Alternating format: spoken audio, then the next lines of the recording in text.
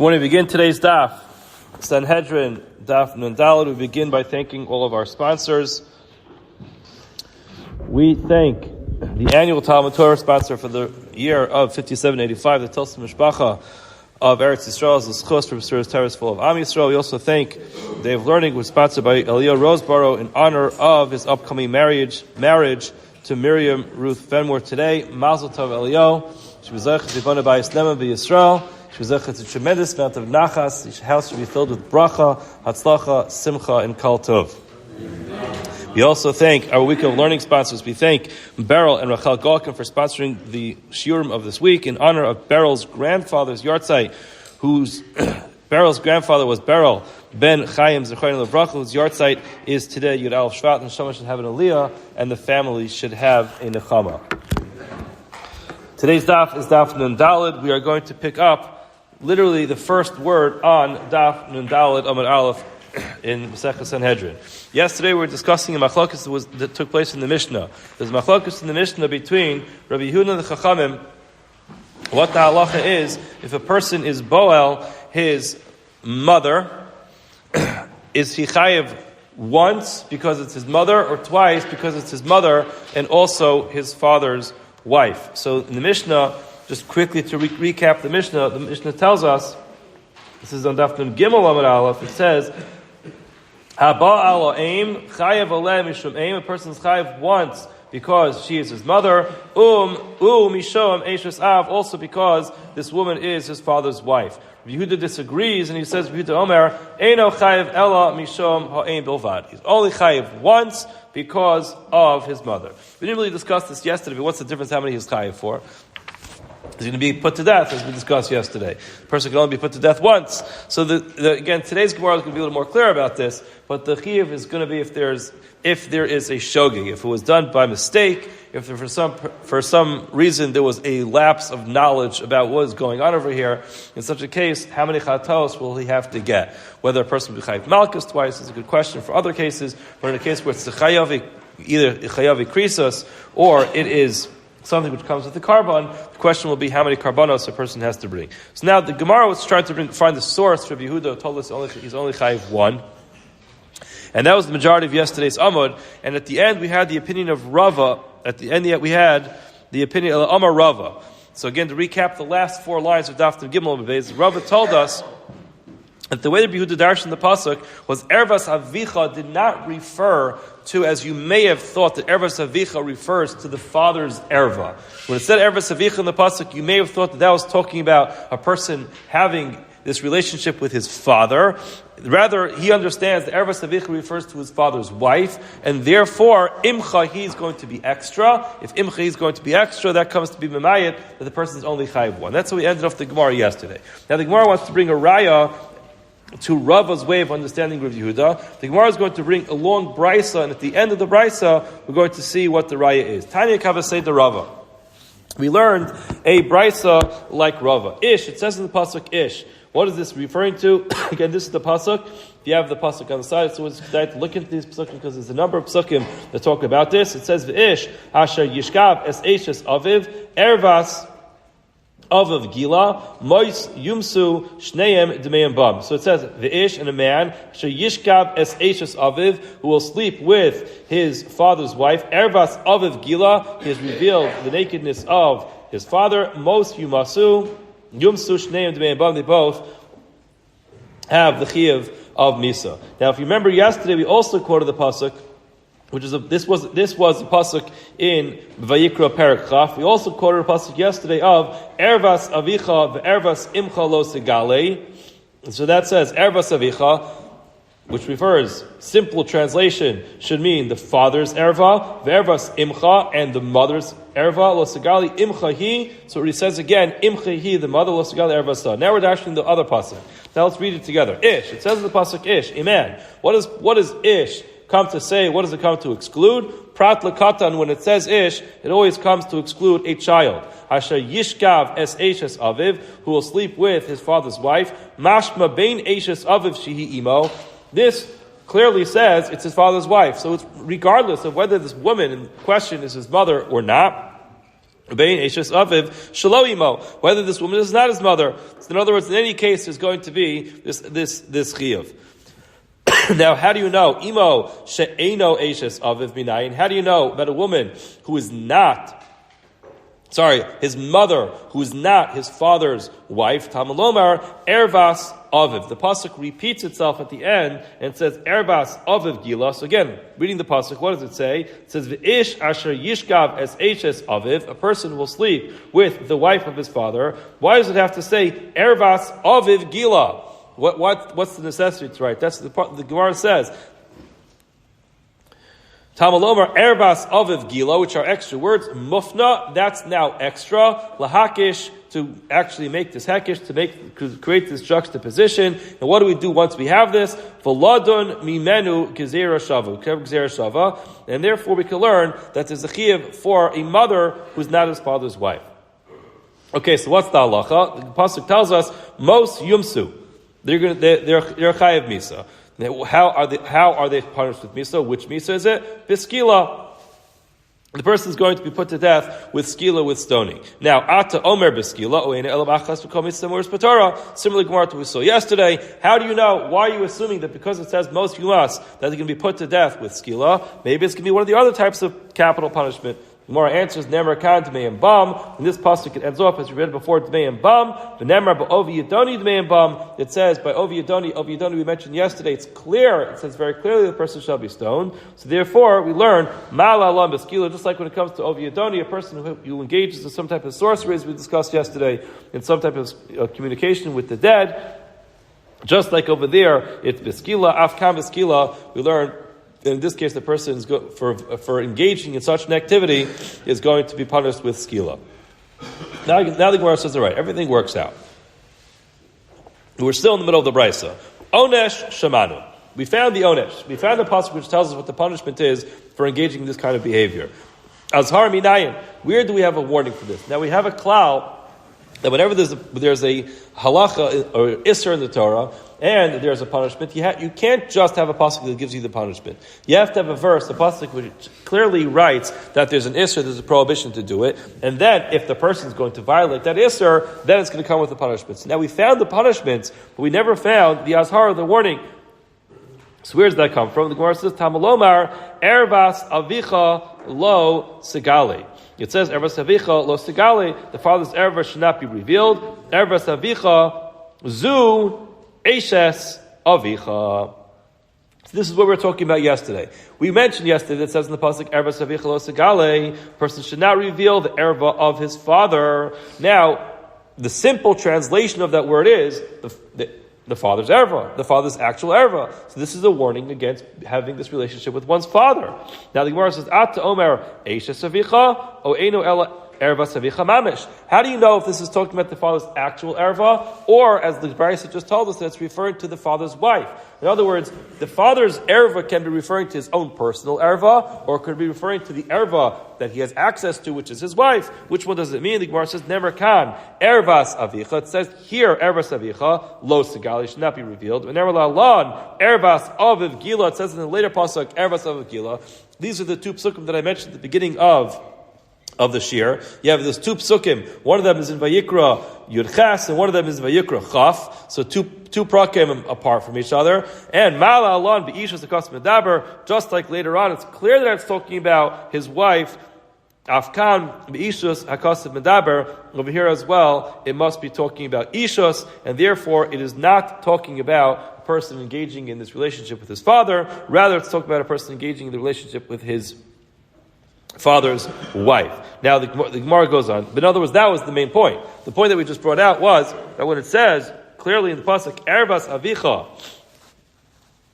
when it says ervas eishes avicha, ervas avicha ve'ervas imchalo segale, ervas avicha was not referring to the father himself, rather it was referring to ishus, and that's where you're going to have that azhara for. This fits perfectly with what Rabbi told us yesterday in the drasha for Rabbi Yehuda. Now the Gemara says, "Mashma bein eishes aviv shihi imai."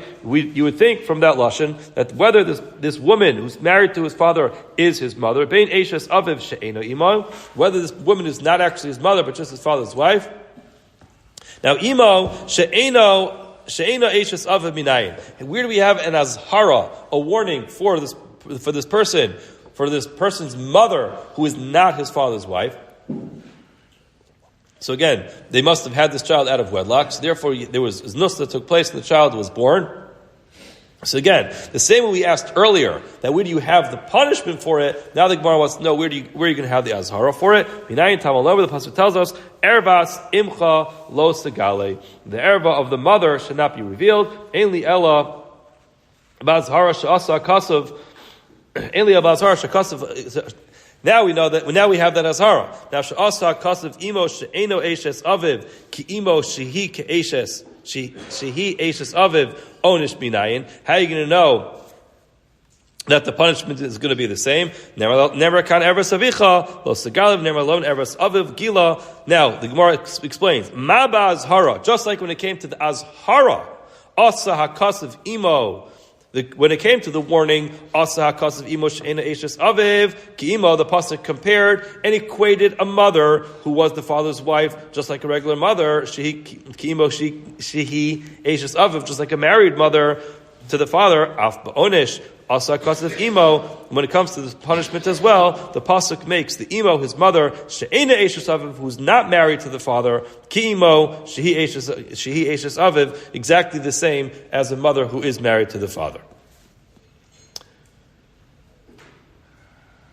Now, the Gemara says, imchahi. In other words, now you have this imcha, you have this extra word imcha, because again, if ervas aviv referred to the wife, so then imcha, the mother, is now going to be extra, because it's the same thing. Now, the Gemara says, mishum imo atamechayvo, viatamechayvo, mishum eshesav. This is ultimately the end of Rabbi Yehuda. This is what Rabbi Yehuda comes for. In other words, since he uses ervas avicha to tell you that refers to the father's wife, so now imchahi is extra. If you have the imchahi being extra, now you have exeris akasa. Finally, after all this, to tell you if Yehuda is correct in saying that there's only one chiyuv if this person engages in this activity with this woman. So there's only going to be one chiyuv, not two chiyuvim, one for mother, one for father's wife.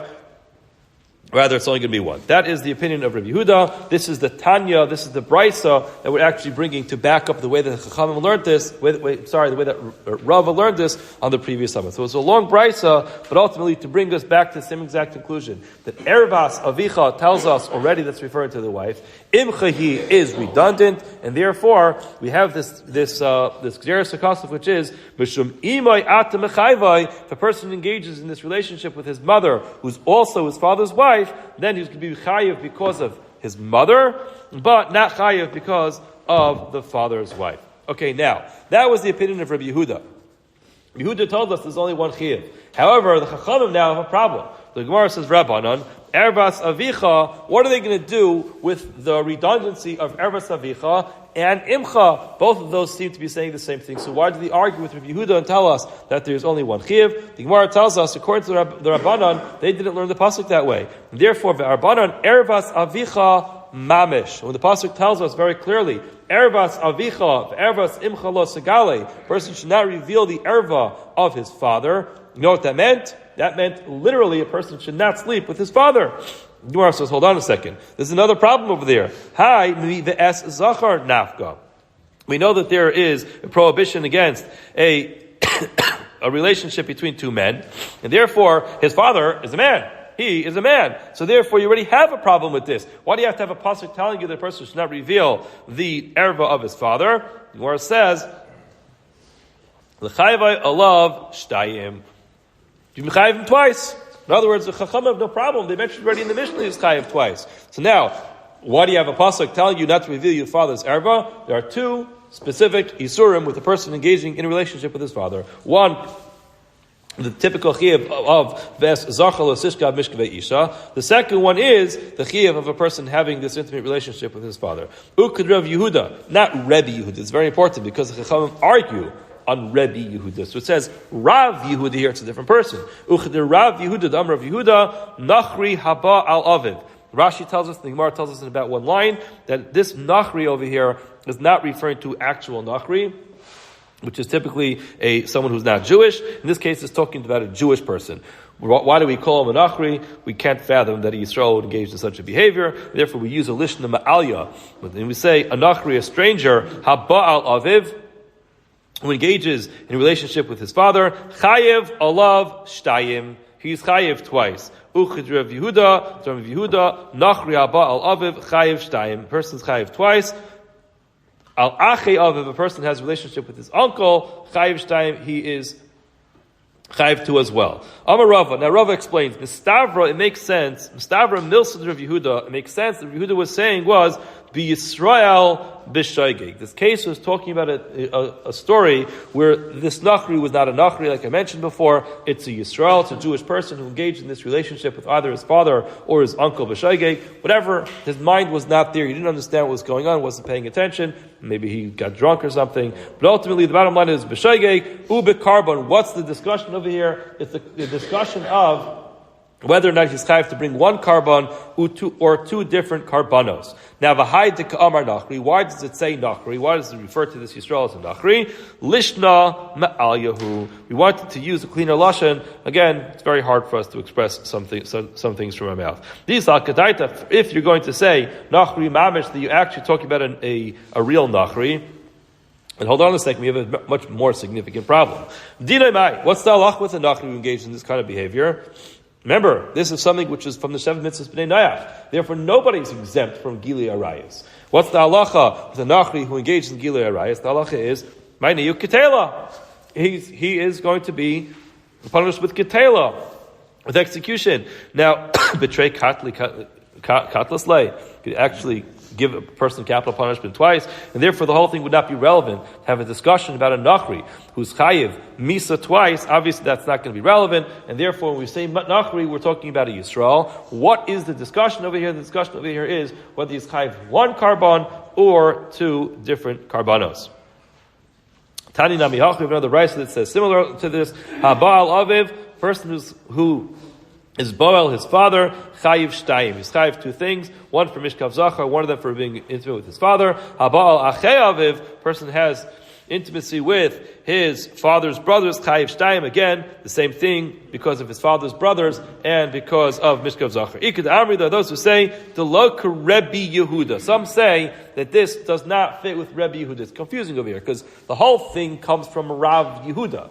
Now, some would say that this Rav Yehuda cannot work together with Rebbe Yehuda of our Mishnah. Because our Mishnah says you only chayiv once. So Ika da Amri, some say that when a person has this relationship with their father or with their uncle, and he's chayiv twice from Yehuda, that's clearly not going like Rebbe Yehuda from our Mishnah.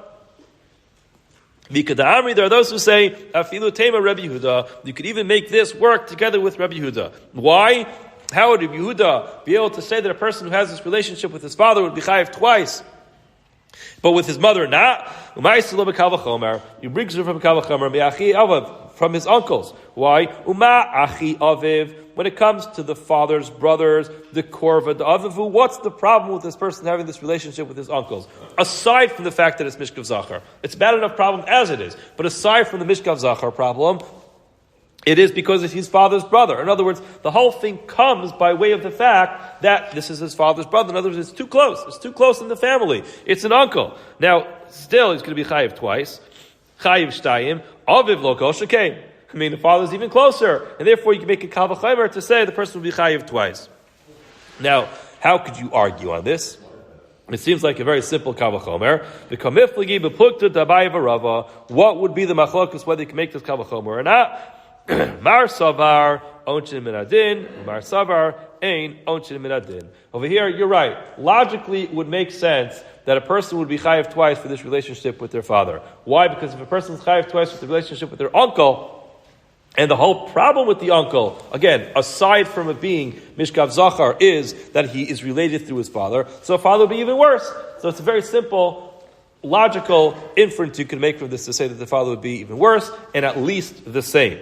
Now the problem is, ein onchin min adin, when it comes to onchin, to giving a punishment, we never use kal v'chomer to be able to give an extra punishment. There's a lot of reasons for this, a lot of discussion about this. I think it's beyond the scope of today's shir, but the most simple understanding of ein onchin min adin is, even though logically everyone in this room might come to a conclusion saying that yes, it's worse for a person to engage in that that kind of relationship with a father than for an uncle. At the end of the day, we only go so far with our logic.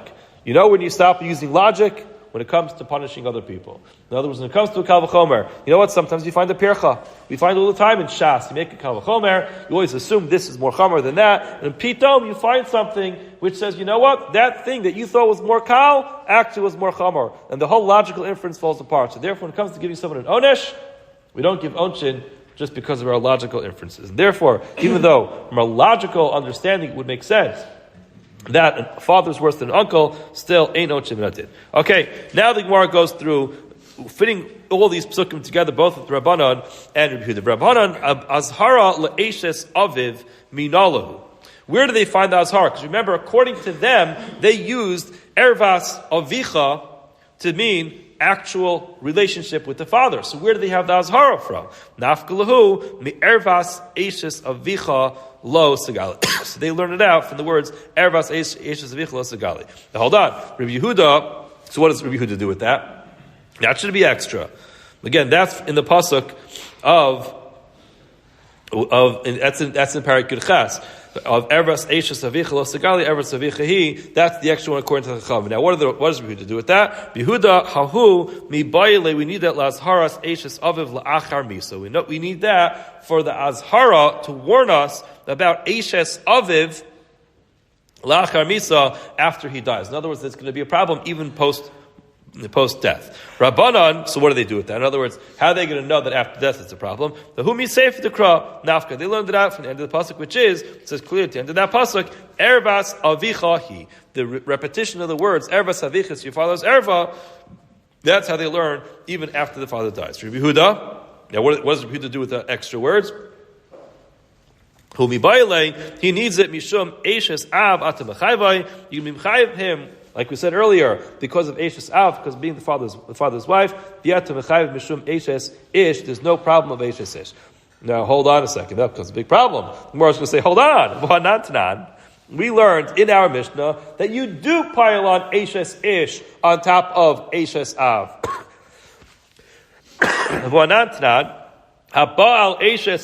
The person is Boel, his father's wife, chayev alav mishum eishes av. A person is chayev because of his father's wife. Mishum eishes ish, and because of eishes ish. And it says clearly in the Mishnah, bein b'chayi aviv, bein la'achar mitzvahs aviv. And guess what? You're waiting for Yehuda to show up and say, no. Only chayev ala'achas, just like you said earlier in the Mishnah. When it comes to a mother, it's only chayev once, not twice. You expect Yehuda to pop up and say, when it comes to his father's wife, he's only chayev once, and not twice because of the father's wife. And Eishes Ish, V'lo Palag of Yehuda. He does not come and argue. So therefore, it can't be that he uses that and teaches the halacha that he's chayiv twice. He's chayiv only once. Rabbi, I'm sorry. The Mishnah did not report it. However, Palig b'braisa. You can't stop learning after you learn the Mishnayos. You can learn all the braisos because there's a braisa. Rabbi Yehuda does argue in the sense if a person is Boel, his father's wife, he's only chayiv once, and not twice because of Eishes Ish and Eishes Av. Okay, Rabbanan Onesh to Eishes Aviv la'achar misa minalu. So we found the Azhara. Where do you find the Onesh for a father's wife after he dies? The Gemara says, Bishlam Rabbi Yehuda. According to Rabbi Yehuda, everything makes sense because Ma'isila big Gzera Shava. He made this Gzera Shava. El Rabbanan, because remember we mentioned earlier on today's Amud that it was muft, that it was left open. El Rabbanan minalahu. Where do they get it from? Amri lach hahu erves avicha gila.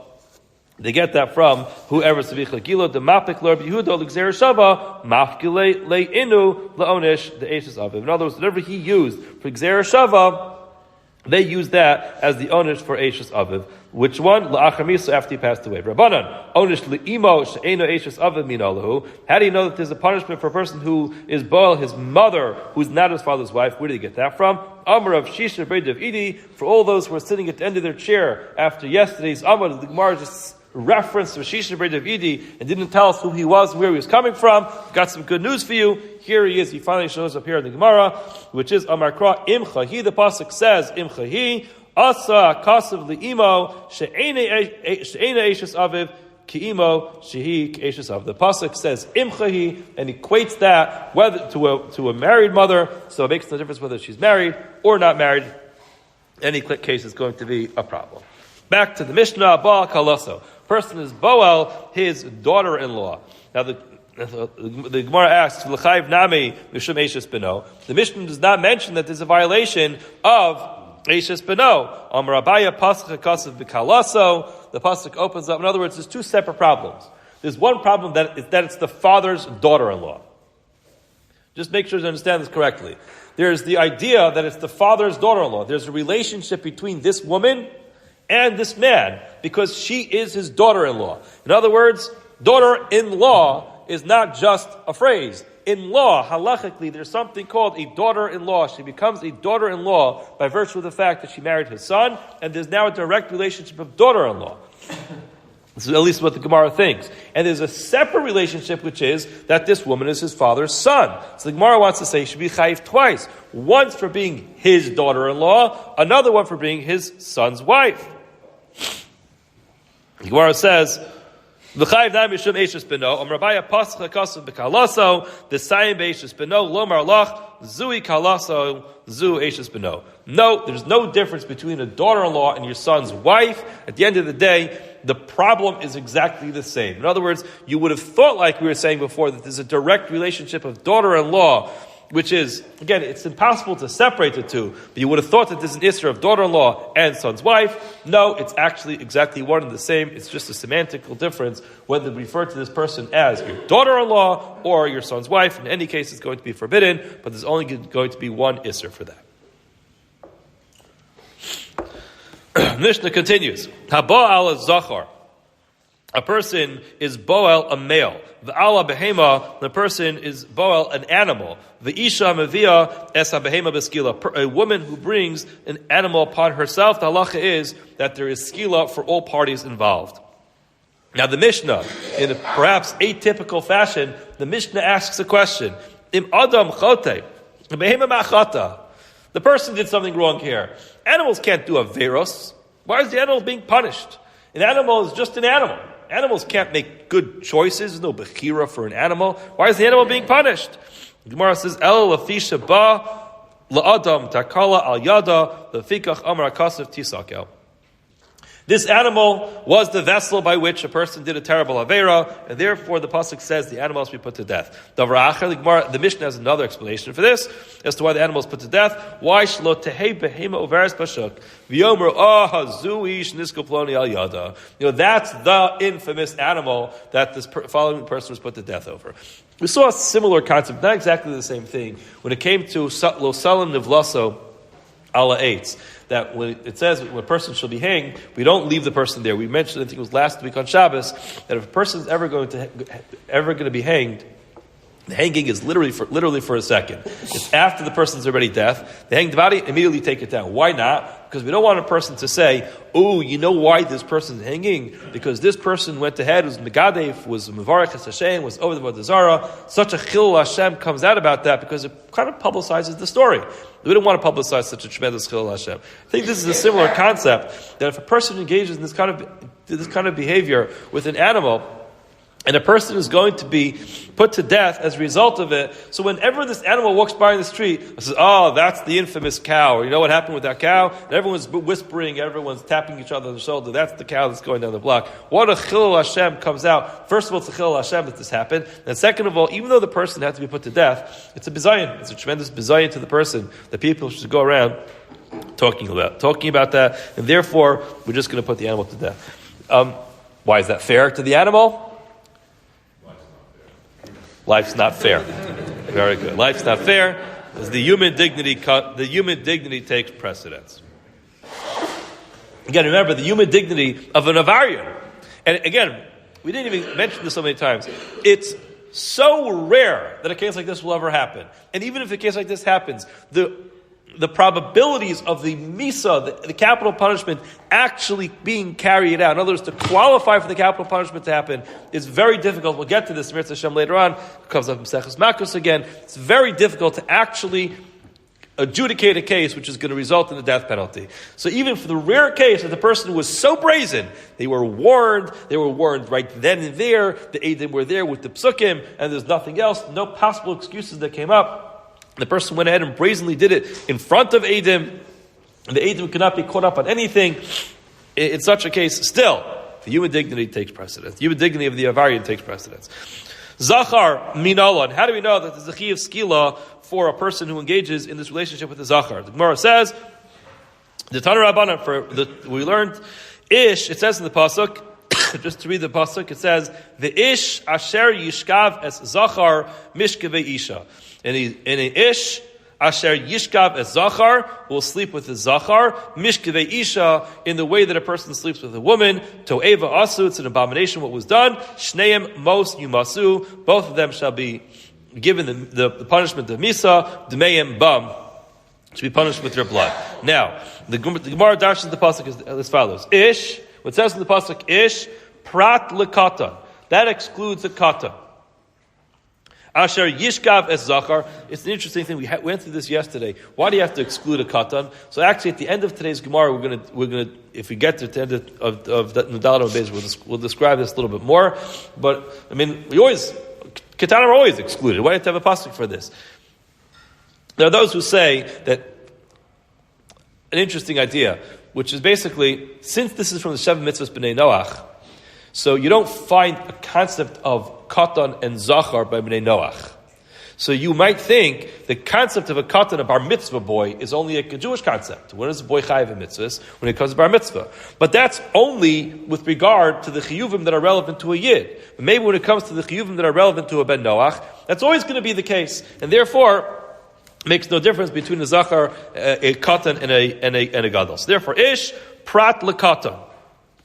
That excludes a child. Asher yishkav es zachar, bein gadol, bein katan. So if the subject in the case is a child, it's still going to be a problem. In other words, as long as the boel is a gadol, then whether or not the subject is a katan, it's still going to be a problem. Mishkevei isha, when it says in the pasuk mishkevei isha, magid lecha kasav sheshnei mishkavos beisha.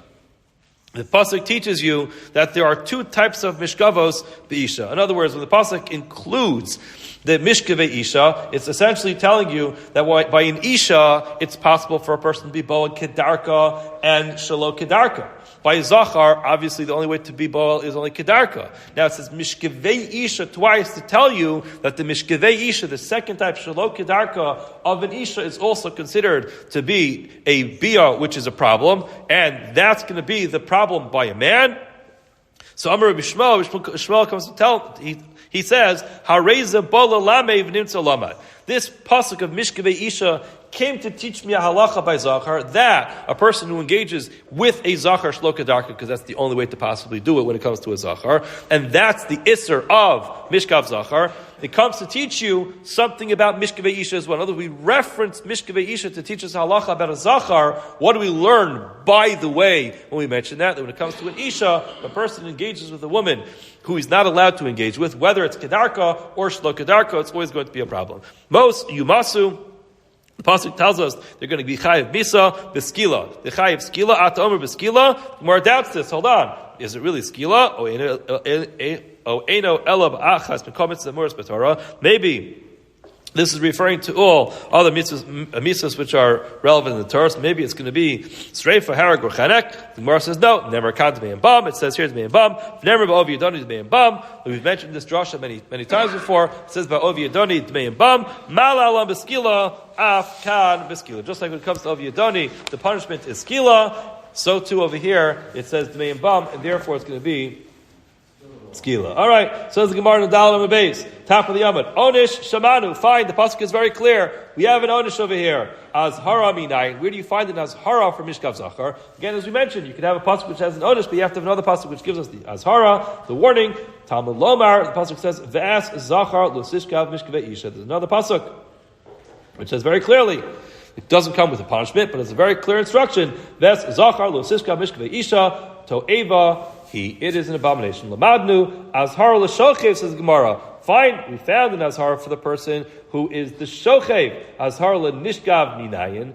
How do you know that the subject is warned as well? In other words, the shochev, the active member of the group, that we find in azhar because it says beth zachar lo siskav. Now, how do you know about the nishkav? Minayin tamalomar lo yiyah kadesh b'bnei Yisrael. A person should not engage himself with znus b'bnei Yisrael. V'omar, to back this up, that the word kadesh actually means nus. V'gam kadesh hayu be'eretz asu k'chot evas hagayim asher hayrish. You see clearly that the word kadosh in this context is referred to tovos, to abominable actions, and therefore that adds in, that extra pasuk is added in. So even though, in other words, we have this pasuk over here in Malachim, which helps us to find the pasuk of Lo Yikadosh B'nei Yisrael. Lo Yikadosh B'nei Yisrael is in Devarim.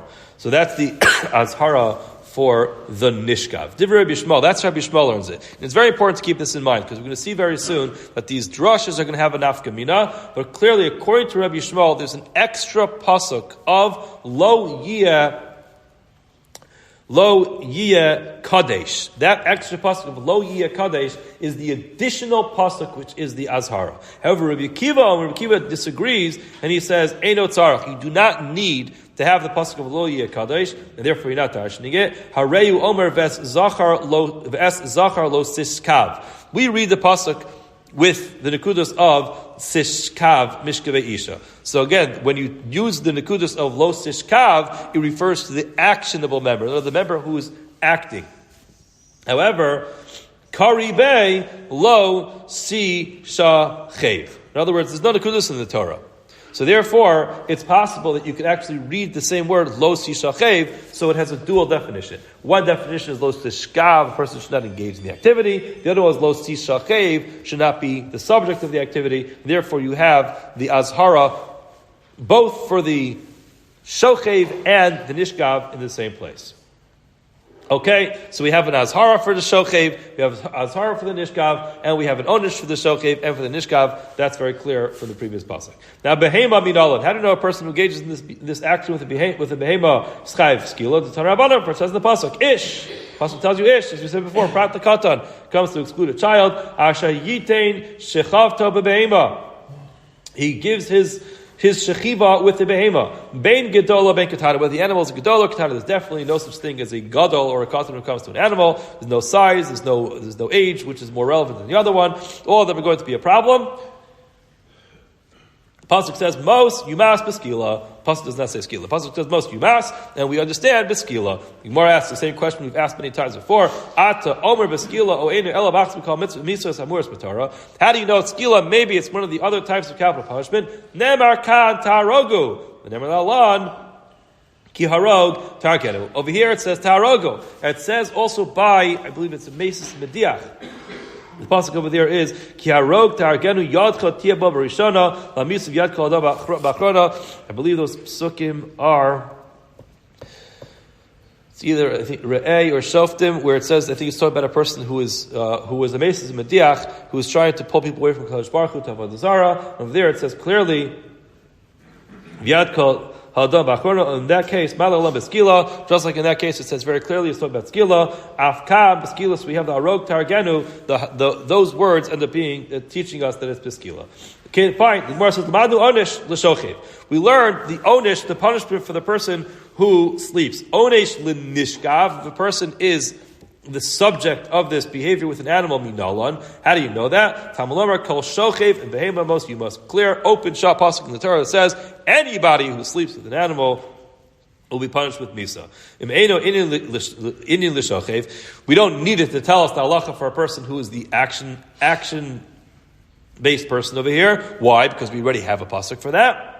It's no Inyan, Lindishkav. So therefore, if it's repeated and it's not necessary, you could just say it's talking about the person who is the subject. Lamadnu Onish. Very good. You found an Onish. However, as we mentioned many times on the Talmud, an Onish is not enough. Ben l'shochav, ben l'nishkav, azhar b'nayin. Where do you have an azhara? A warning in the psukim for a person who engages in this type of behavior with an animal. Talmud lower, the pasuk says, "Ubechal behema lo sitein shechavtecha l'tamaba." A person should not put himself or his shechiva in front of any animal to become tamei. Labmadnu azhar l'shochev. Okay, it's very good. Remember, there's going to be always 4 cases over here. There is the shochev and the nishkav and the azhara and the onish. So fine, you got me one more pasuk to give me the azhara. However, it says, Lo sitei shechat chol talaba. The lamadu azhara, we found the warning, the shochev for the shochev.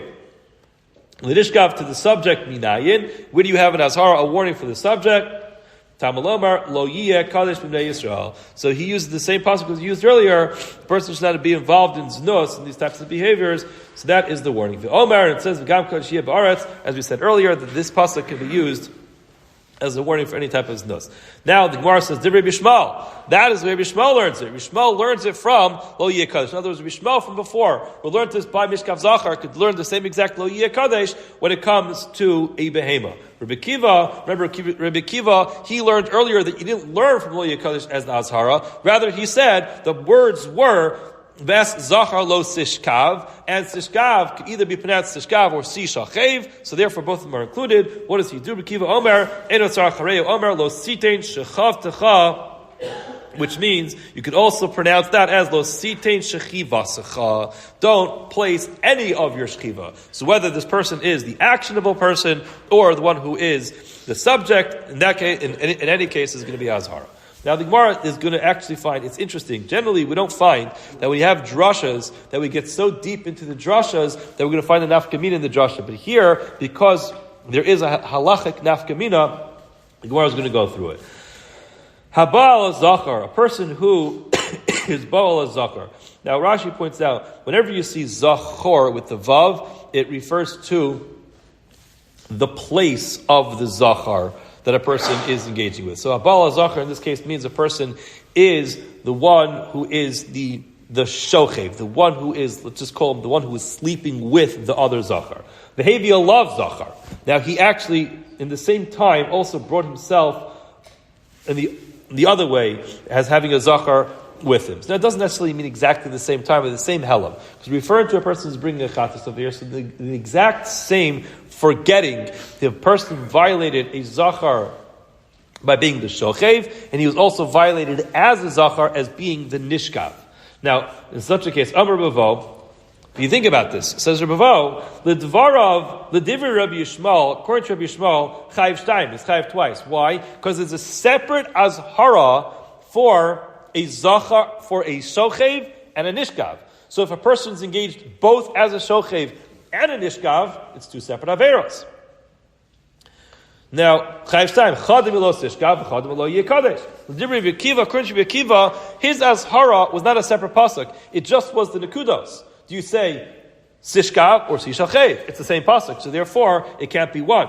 The Rabbi Akiva in the chayiv al achas. Why? Because lo sishkav and lo sishachev chadihi.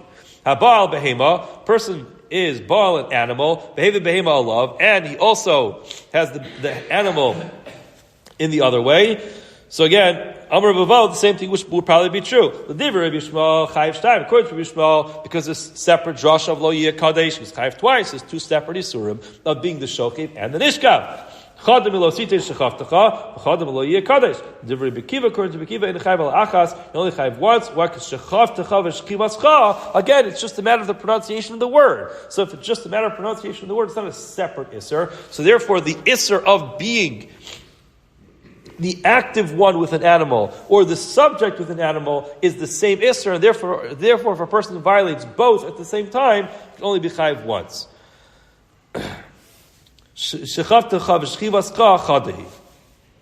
Abaye disagrees with Rabbi Vo, and he says, Abaye Amar, Afilu Divrei Rabbi Yishmael, Nami ene chayiv alachas. Even according to Rabbi Yishmael, you only chayiv once. Why? In other words, even though it says, Lo yiyeh kadesh, and that's the azhara, says Abaye, the chiksiv lo yiyeh kadesh begavri ksivi. That was a mitzvah that was given to people, and therefore you can't apply that to behemoths. According to Bishmal, Ashar L'Nishkav Bin Alei. So if you're going to tell me that it's not true, that you can't use Lo Yiyeh Kadesh to warn a person about this kind of engagement with an animal, so then where does he indeed know the Azhara? In other words, you just nixed off what we said before. The Gemara says, Nafkalei mi kol shochev in behema. It says very clearly, kol shochev in behema mos yumas.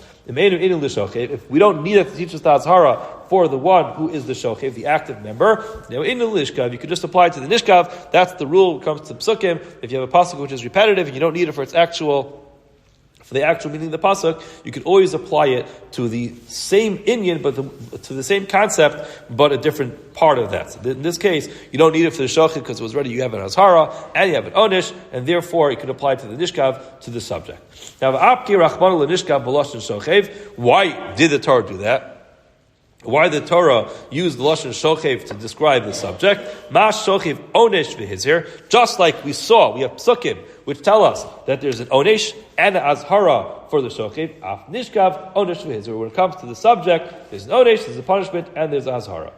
The Gemara says now, hanirva l'zachar. A person is nirva to a zachar. He's the subject of this zachar relationship. V'hanirva lebehema. He's also nirva in the same helam to an animal. So again, Amar of Rabbi Avo says, L'divri Rabbi Akiva, according to Rabbi Akiva, chayiv shtayim. He's going to be chayiv twice. Why? Because again, it's two separate isurim. Because according to Rabbi Akiva, it makes sense. It's two separate isurim. It's not lo yeh kadesh. It's two separate isurim. Chadim lo tishkav, v'chadim lo tishkav. Divri Bishmal, according to Bishmal, this is where it comes out to be. According to Bishmal, this last. Einu chayev ela achas. You only chayev one, because idi v'idi lo yikadesh. They're both coming from lo yikadesh. The Gemara says he uses lo yikadesh twice. The Gemara says hahu. No, idi v'idi lo yikadeshu. Abaya Amar, Afilu Divri Bishmal, even according to Bishmal, Nami Chayiv Shtayim. You can still have him Chayiv Shtayim if he's the subject of both a zachar and an animal. The Chsiv, Kol Shochev, and Behema Mos Yumas, the Meinu Inu L'Shochev, and the Inu L'Ishkav. If you don't need that passage to tell you the halacha, as we just mentioned before, for a Shochev, you could borrow it for the Nishkav. As we said before, the Torah uses the nishkav and the lashon of shochev. Ma shochev onish v'hizr, nishkav onish v'hizr. Again, the same Gemara, just like the shochev, there's a punishment, there's a warning. Aval haba ala zachar, a person who is the active member in being bo ala zachar, v'hevi zachar alav, and he also brought a zachar on him, or haba al behema. Person was Baal Behema, Behevi Behema Alav. So all those cases together. Now, Bain Rebavo, Bain Labaya, Rabbi Shmuel Chayiv Shalosh. According to Rabbi Shmuel, you Chayiv 3 times. Rabbi Kiva Chayiv Shtayim. According to Rabbi Kiva, you only Chayiv twice. Let's go a little further. Torah Rabbana. Zachar. It says in the pasuk Zachar with the vav. Lo asubo katan kagadol. He did not make a katan like a gadol. In other words, we said when it came to an animal, we equated zachar, a katan and a gadol. Behema, when it came to a person who's shochef with a behema, asuba ketana kegadola. We did equate a ketana and a gadola. It makes no difference how old the animal is. Now the Gemara says, what does this mean? Mai lo asu bo katan kegadol. What does it mean? We didn't make a child like a gadol. Amarav lo asu bias pachos mi ben teisha shanim ke ben teisha shanim. We did not make the bia of a child who is 9, who's less than 9, like a child who is 9. We'll explain this in a minute. Shmuel says lo asu bias pachos mi ben shalosh shanim ke ben shalosh. We didn't make the bia of a ben shalosh of less than 3 years, like 3 years. What's the argument over here? Rav Sarah called the Isa b'shochiv, Isa b'nishkav, called the less b'shochiv, less b'nishkav. If a person can be a boel, he could be a nishkav. Shmuel mishkav isha ksiv. That's be mishkav isha. In other words, as follows: we know the halacha is that the bia of a male child under the age of 9 is not considered a bia. We do not assume that a child under the age of 9 has the ability to be able to perform a bia. Similarly, halachically speaking, a bia of a girl, pachas mishalosh, is not considered to be a bia. So the question just is, when you have the male child who is the subject, as disturbing as this whole conversation is, the question just is, do you equate a male child to a female child? To say, well, since the male child can perform a bia above the age, cannot perform a bia until the age of 9, therefore the subject, if the child is the subject, then it will not be considered to be a bia until the child is 9. Or do we say, then hold on, it's mishkvei isha, it's like mishkvei isha, just like when it comes to a girl, 3 is the cutoff, and not 9. That's the machlokas. That's what the Gemara says. What's the machlokas? Rav Savar called Isa b'shochev, Isa b'nishkav. If the child's old enough to be the shochev, he's old enough to be the nishkav. Chod less b'shochev. If he's not old enough to be a shochev, in other words, he's less than 9, less of a nishkav. If a male's going to engage with him, an older, a gadol is going to engage with him, then it's less of a nishkav. He's not, again, no one's condoning this behavior. The question just is whether there's a chi of misa in this case, then less of a nishkav, then it's not going to qualify as a nishkav in that age. Shmuel says mishkavei isha ksiv has to be mishkavei isha, and therefore mishkavei isha. What's the cutoff of mishkavei isha? 3 years old, and therefore you'll give the zachar the halacha of a female in this context. We'll stop here for today. Everyone have a wonderful day. What's so funny?